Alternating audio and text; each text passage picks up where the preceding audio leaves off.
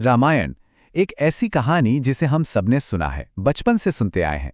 पर क्या यह सिर्फ एक कहानी है या इसमें कोई ऐतिहासिक सच्चाई भी छिपी है? मतलब, क्या सच में ऐसे कोई सबूत हैं, कोई निशान हैं जो आज भी मौजूद हो? आइए इस पड़ताल में साथ चलते हैं और देखते हैं कि जो दावे किए जा रहे हैं उनमें कितना दम है। तो सवाल सीधा और बड़ा है, रामायण इतिहास है या बस एक कथा?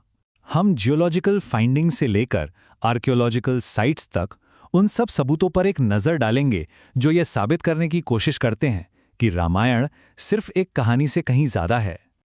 अपनी इस खोज में हम 4 पड़ावों से गुजरेंगे।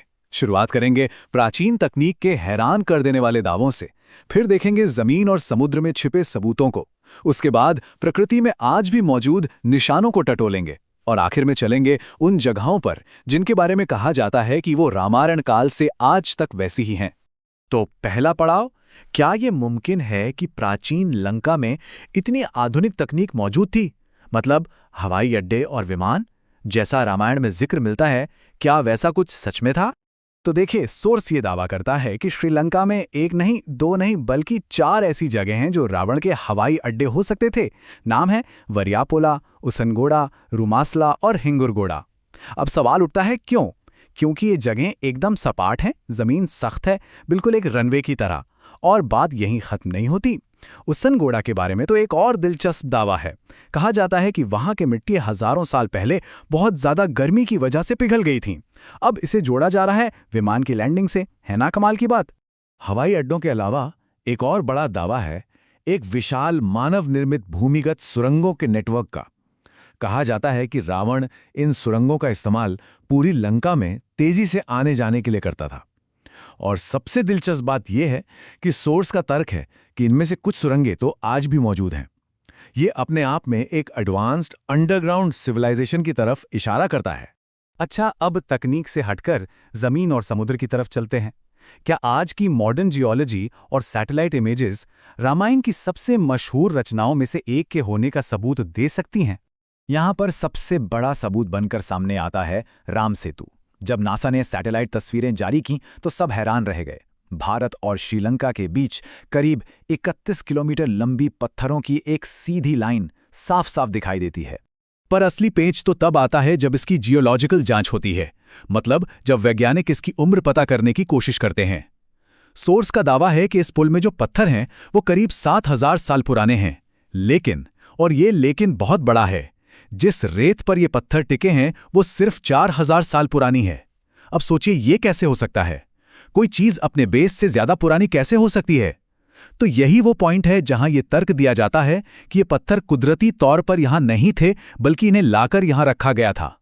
और फिर आता है तैरने वाले पत्थरों का रहस्य। रामेश्वरम के पास ऐसे पत्थर पाए जाने के दावे किए जाते हैं जो पानी पर तैरते हैं। हाँ, ये सच है कि ज्वालामुखी से निकले कुछ प्यूमिक पत्थर तैर सकते हैं, लेकिन सोर्स का तर्क ये है कि इस इलाके में ऐसे पत्थर मिलना नेचुरल नहीं है।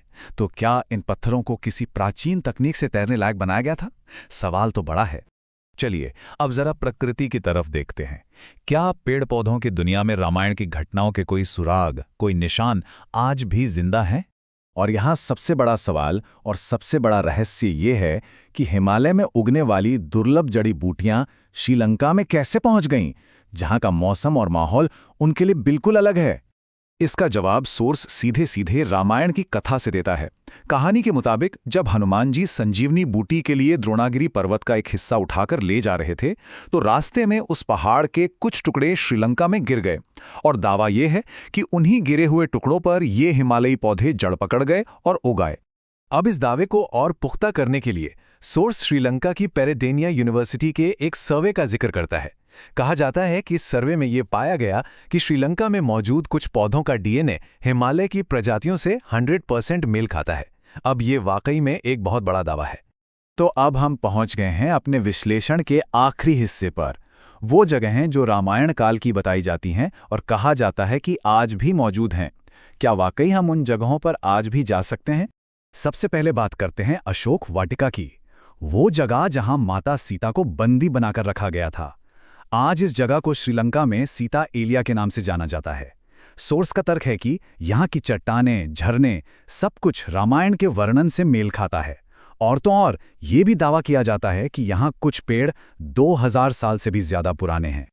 ठीक इसी तरह लंका दहन के सबूत होने का भी दावा किया जाता है। श्रीलंका में उसनगोडा जैसी कुछ जगहों पर जमीन आज भी काली और बंजर है। जब जियोलॉजिस्ट ने जांच की तो पाया कि ये जगह हजारों साल पहले बहुत ज्यादा गर्मी से जली थी, जबकि आसपास कोई ज्वालामुखी है ही नहीं। और ये लिस्ट यहीं खत्म नहीं होती। इन बड़ी जगहों के अलावा और भी कई ठिकाने हैं, जैसे कर्नाटक के हम्पी में सुग्रीव की गुफा, केरल में जटायु का युद्धस्थल जहां चट्टानों पर बड़े बड़े पंजों के निशान मिलने की बात कही जाती है, केलानिया मंदिर में विभीषण का महल, और तो और वो गुफा भी जहां कुंभकर्ण सोया करता था। तो कुल मिला के हमने देखा कि सोर्स किस तरह से archaeology, geology, satellite images, botany यानी वनस्पति विज्ञान और यहाँ तक कि स्थानीय कहानियों और इतिहास से मिले सुरागों को एक साथ पिरोकर ये साबित करने की कोशिश करता है कि रामायण सिर्फ एक कथा नहीं हो सकती। और आखिर में सोर्स एक बहुत गहरी बात कहता है, इतिहास जितना गहरा होता है विज्ञान उतना ही झुक जाता है। ये सारे दावे विश्वास, इतिहास और विज्ञान के बीच की लकीर को थोड़ा धुंधला कर देते हैं और हमारे सामने एक बड़ा सवाल छोड़ जाते हैं, ताकि हम इन सबूतों पर खुद सोचें और अपने नतीजे पर पहुंचें।